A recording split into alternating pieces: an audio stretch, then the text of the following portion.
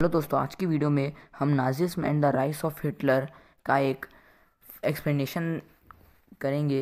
तो चलिए शुरुआत करते हैं वीमार रिपब्लिक से। जर्मनी बहुत ही पावरफुल एम्पायर था 20th सेंचुरी में, और उसने first world war Austrian empire और एलाइज के अगेंस्ट लड़ा। एलाइज में 3 कंट्रीज आती हैं, इंग्लैंड, फ्रांस और रशिया। बाद में उसमें यूएस ने भी एंट्री मारी थी। जर्मनी में उस वॉर में बहुत सारे गेन्स किए, जैसे कि उसने फ्रांस और बेल्जियम को अपनी तरफ ले लिया और उसको अपना ही एक एम्पायर का हिस्सा बना लिया। फिर बाद में एलाइज भी बहुत ही ताकतवर हो गया, क्योंकि उसमें यूएस ने एंट्री मार ली थी 1917 में। उन्होंने बाद में एलाइज ने बाद में जर्मनी को डिफीट कर दिया 1918 में। और क्योंकि लड़ाई की शुरुआत भी जर्मनी ने की थी, इसलिए सब ने सोचा कि इसका भुगतान भी जर्मनी को ही करना होगा। फिर उसके बाद एक नेशनल असेंबली वीमार में हुई और एक डेमोक्रेटिक कॉन्स्टिट्यूशन को इस्टेब्लिश किया। फिर उसके बाद में peace treaty of Versailles sign हुआ। पीस ट्रीटी के अकॉर्डिंग जर्मनी ने पहले वॉर शुरू किया था और उसके कारण सबका नुकसान हुआ था, तो जर्मनी को इसका नुकसान भरना पड़ेगा। तो इसमें पीस ट्रीटी साइन हुई, जिसका मतलब थी कि जर्मनी को अपनी ओवरसीज़ कॉलोनीज़, अपनी 1/10 पॉपुलेशन और अपनी 13% की टेरिटरीज सबको बांटनी होगी। उन्होंने अपनी 75% आयरन, 26% कोल फ्रांस, पोलैंड, डेनमार्क और लुथियाना को दे दिए। फिर बाद में एलाइड पावर्स ने जर्मनी को डीमिलिटराइज्ड कर दिया ताकि वो और भी कमज़ोर हो जाए। पहला फर्स्ट वर्ल्ड वॉर फिजिकोलॉजिकली और फाइनेंशियली यूरोप को बहुत ही ज़्यादा इफ़ेक्ट किया। यूरोप ने बहुत सारा लोन ले लिया था और वीमार रिपब्लिक को यह बर्डन पूरा उठाना था, और वीमार रिपब्लिक को बहुत सारा कंपनसेशन पे करना पड़ रहा था। फिर उसके बाद ग्रेट इकोनॉमिक डिप्रेशन आया फर्स्ट वर्ल्ड वॉर के बाद। इसमें एसेंशियल गुड्स की बढ़ोतरी बहुत ही ज़्यादा गिर गई और उनके दाम बहुत ही ज़्यादा गिर गए। फार्मर्स, ट्रेडर्स और इंडस्ट्रियलिस्ट को यह क्राइसिस बहुत ही अफेक्ट की, और इस क्राइसिस ने अमेरिका को भी नहीं छोड़ा। अमेरिका का वॉल स्ट्रीट एक्सचेंज भी 1929 में क्रैश हो गया, और यूएसए की और जर्मनी की पूरी इन्वेस्टमेंट और इंडस्ट्रियल रिकवरी पूरी यूएसए के ऊपर डिपेंडेंट थी, क्योंकि यूएसए ने जर्मनी को लोन दिया था। उसके बाद अमेरिका की पूरी नेशनल इनकम हाफ तक के घट गई। इसका असर जर्मनी में बहुत ही ज़्यादा पड़ा। जर्मनी में इंडस्ट्रियल प्रोडक्शन 40% तक के रिड्यूस हो गया। लोगों की जॉब चले गई और उनकी सैलरी भी बहुत ही ज़्यादा कम हो गई। नंबर ऑफ़ अनएम्प्लॉयड पीपल भी 6 मिलियन तक के बढ़ गए थे। सब लोग, सारे जर्मनी के मैन अपने सिर पर एक प्ले कार्ड बांधे हुए चल रहे थे, जिसमें लिखा था willing to do any work.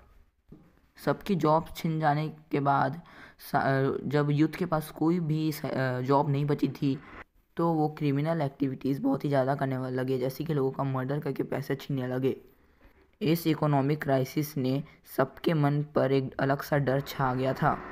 फिर उसके बाद से वीमार रिपब्लिक बहुत ही ज़्यादा अनस्टेबल रहने लगी थी। फिर उसके बाद हिटलर आया। हिटलर 1889 में ऑस्ट्रिया में पैदा हुआ था। जर्मनी के सोशियो इकोनॉमिक और पॉलिटिकल कंडीशंस के कारण हिटलर वहाँ पे बहुत ही ज़्यादा फेमस हो गया। जब वर्सेलिस की ट्रीटी हुई थी, वर्सेलिस की ट्रीटी के होने के बाद वो जर्मन वर्कर्स पार्टी में 1999 में वो ज्वाइन हुआ, जिसके बाद उसका नाम बदलकर national socialist German workers party रखा गया। फिर उसके बाद उसे नाजी पार्टी से जाना गया। फिर उसके बाद 1923 में हिटलर ने बेवेरिया को अपनी कंट्रोल में लेने का प्लान किया, लेकिन वो अरेस्ट हो गया और उसको ट्रीजन में ट्राइड किया गया, लेकिन बाद में उसे छोड़ दिया गया। फिर उसके बाद 1929 में बैंक्स कोलैप्स हो गए, बिजनेस पूरी बंद हो गई और लोगों ने अपने जॉब्स छीन ली। जिसके बाद नाजी प्रोपेगेंडा ने सबको सलाह दी और सबको होप्स दी बेटर फ्यूचर के लिए। 1928 में नाजी पार्टी को सिर्फ 2.6% वोट्स मिले इलेक्शंस में जर्मन पार्लियामेंट में, लेकिन 1932 में वो सबसे लार्जेस्ट पार्टी बन गई 37% वोट्स के साथ। हिटलर एक बहुत ही बड़ा पावरफुल स्पीकर था। जब वो प्रोमिसेस के बारे में बात करता था तो वो जर्मन पीपल को बहुत ही ज़्यादा इंस्पायर करता था। उसने बहुत सी प्रोमिसेस किए, जैसे कि उसने प्रॉमिस किया कि वो एक स्ट्रॉन्ग नेशन बनाएगा और ट्रीटी ऑफ वर्सेलिस को ख़त्म करेगा। वो अनएम्प्लॉयड पीपल को जॉब्स देगा और उन लोगों को जॉब्स देगा जो काम ढूंढ रहे हैं और अपना सिक्योर फ्यूचर बनाना चाहते हैं। फिर उसके बाद हिटलर ने बहुत सारे डेवलपमेंट किए, जैसे कि रेड बैनर्स स्वास्तिका वाले और नाजी सैल्यूट और रिचुअलाइज्ड राउंड्स ऑफ अपलॉस्ट। फिर उसके बाद से हिटलर सबका मसीहा बन गया, एक सेवियर, क्योंकि वही एक था जो जर्मनी को ऐसे इकोनॉमिक और पॉलिटिकल क्राइसिस से बचा रहा था।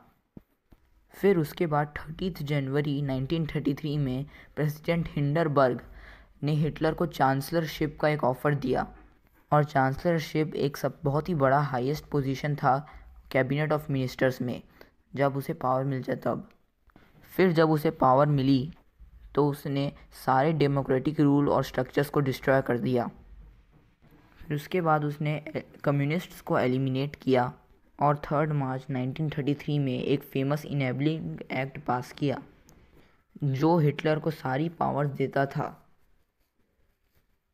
इस एक्ट के बाद जर्मनी में डिक्टेटरशिप वाली रूल आ गई थी, जिसमें सारी पॉलिटिकल पार्टीज और ट्रेड यूनियंस बैन हो गई थी, सिर्फ नाजी पार्टी और उसकी एफिलिटीज़ को छोड़कर। नाजी पार्टी ने इकोनॉमी, मीडिया, आर्मी और जुडिशरी पर अपना कंप्लीट कंट्रोल जमा लिया था।